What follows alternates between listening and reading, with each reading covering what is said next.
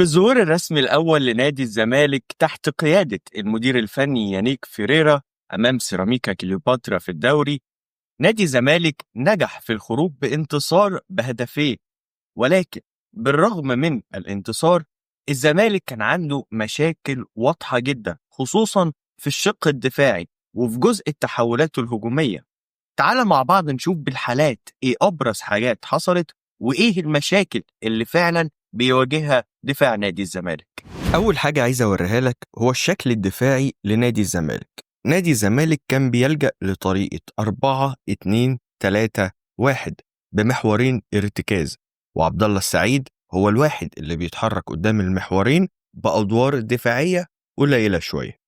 مع وصول سيراميكا لدفاعات نادي الزمالك كان بيحصل أخطاء غريبة في التمركز، زي ما انت شايف ان فخري لقاي المهاجم رقم 9 اللي المفروض كان يبقى الونش وحسام عبد المجيد قريبين منه سايبينه تماما، وظاهر مساحة كبيرة ما بينهم يقدر يتمركز فيها فخري لقاي بكل سهولة. وطبعا الكرة دي لو كانت اتريحت او حسام عبد المجيد قلش او اي حاجة حصلت ونزلت قدام فخري لقاي كانت هتبقى هدف محقق لنادي سيراميكا كليوباترا.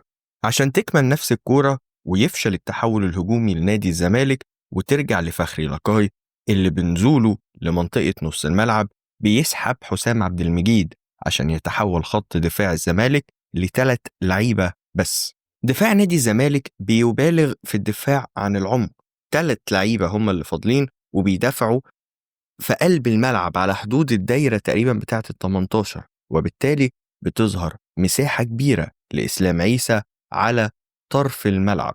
وحتى ارتداد الونش عشان يرجع يغطي بعد ما اتسحب كان بطيء جدا، عشان تنتهي الكورة بتسديدة من فخري لقاي مصدر الخطورة الأكبر في هجوم سيراميكا كليوباترا. ولكن الحظ والقائم بيمنعوا سيراميكا من إحراز هدف التقدم، وسيراميكا كليوباترا بيبني الهجمة أو بيحاول يطلع بضربة مرمى أو بخطأ في نص ملعبه. كان دايما الزمالك بيلجأ لدفاع الرجل لرجل، وده كان بيجبر سيراميكا على اللجوء للكرات الطويلة. ولكن علشان الأسلوب ده ينجح لازم يكون في شراسة في استخلاص الكرة الطويلة والفوز في الصراعات الهوائية، ودي حاجة عمر جابر على سبيل المثال ما بيقدرش يعملها. وبالتالي كان دايما سيراميكا عنده الاستحواذ الأكبر، لأن حتى لما كان بيلجأ لكرة طويلة كان بيفوز في الصراع الثنائي وبيفوز بالاستحواذ. وفين؟ في نص ملعب نادي الزمالك. مع نزول فخري لقاي لنص ملعب الزمالك ظهرت مشكلة كمان، إن بيبقى فيه 4 لعيبة من سيراميكا كليوباترا متواجدين على 2 لعيبة ارتكاز بس من نادي الزمالك.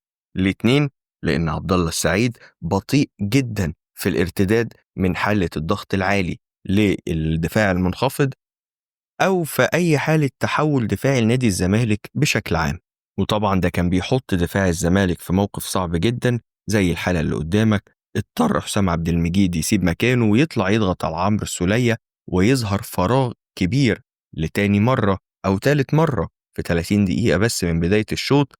يبقى خط دفاع الزمالك مكون من 3 لعيبة بس أمام هجوم سيراميكا كليوباترا. وبالتالي كان سهل جدا لو كان في شيء من الجماعية من أداء لعيبة سيراميكا في الثلث الأخير إن هم يلاقوا فخري لقاي أو أي لعيب جاي من نص الملعب وعامل الزيادة العددية، لأن كان سهل تعمل زيادة عددية على لعيبة الزمالك اللي بيتمركزوا بشكل عشوائي جوه ال18 في كثافة ولكن بدون فاعلية دفاعية.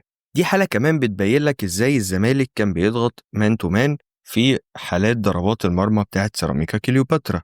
بس ركز في اللي هيحصل. السؤال الأكبر كان ليه دايما الزمالك معهوش الكورة؟ الزمالك فعلا عمل الضغط العالي ونجح في تطبيقه واستخلص الكورة في الصراع الثنائي، زي ما اتكلمت معاك إن عمر جابر خسره. المرة دي الونش كسب الصراع الثنائي، ولكن إيه اللي المفروض يحصل بعد كده؟ تحول هجومي. الزمالك عنده في اللقطة اللي قدامك دي مثلا 7 لعيبة في نص ملعب سيراميكا كليوباترا، علشان يفقد الونش الكورة بكل رعونة بدون ضغط حقيقي. تمريرة خاطئة بتحول الكورة من هجمة للزمالك لهجمة على الزمالك، وفي 7 لعيبة من الزمالك في نص ملعب سيراميكا. بعد كده نيجي نقول طب وماذا لو نجح الزمالك إن هو فعلا يطلع في الكورة من التلت الأول للتلت الأخير، ودي حاجة ما كانتش شائعة؟ هنلاقي إن اللعيب الوافد الجديد شيكو بانزا كان بيفقد الكورة المرتدة أو الكورة في التلت الأخير عموما. هو لعيب سريع، لعيب قوي، ممكن عنده شيء من المهارة، ولكن لما بنيجي لاتخاذ القرار، لما لازم القرار يبقى سريع، اللعيب ده عنده مشكلة. وده بناء على اللي هو بينه بس في 66 دقيقة اللي لعبهم.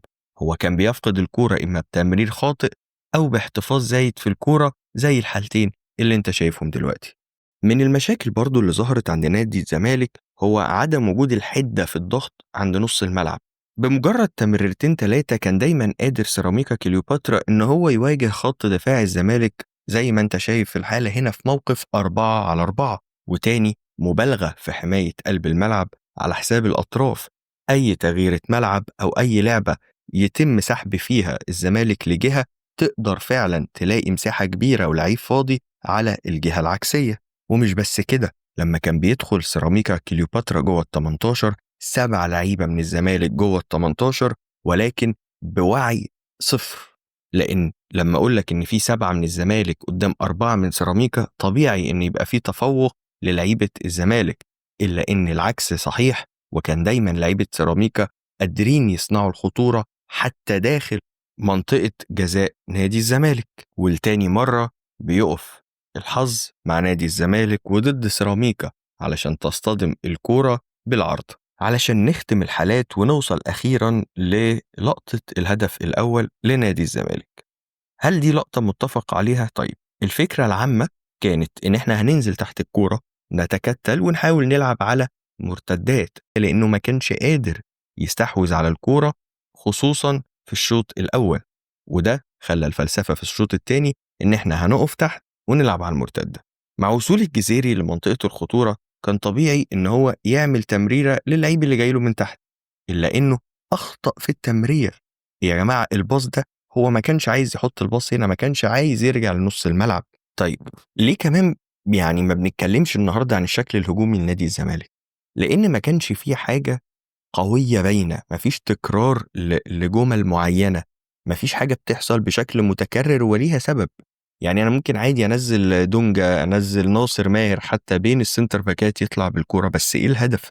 ما أنت كده كده ما بتطلعش.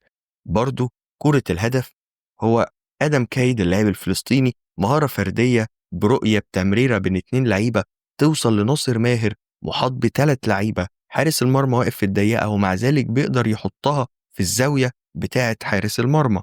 إذن أنا شايف الهدف، الناس بتتكلم على تكتيك وعلى خطط، بس أنا فعلا مش شايف ده هجوميا من نادي الزمالك.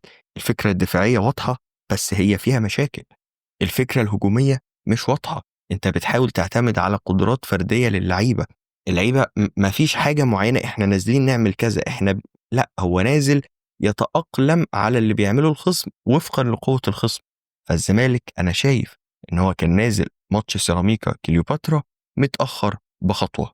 قول لي انت ايه رأيك في اللي عمله الزمالك طول اللقاء، وشايف مشوار الزمالك هيبقى عامل ازاي في بقية احداث الدوري؟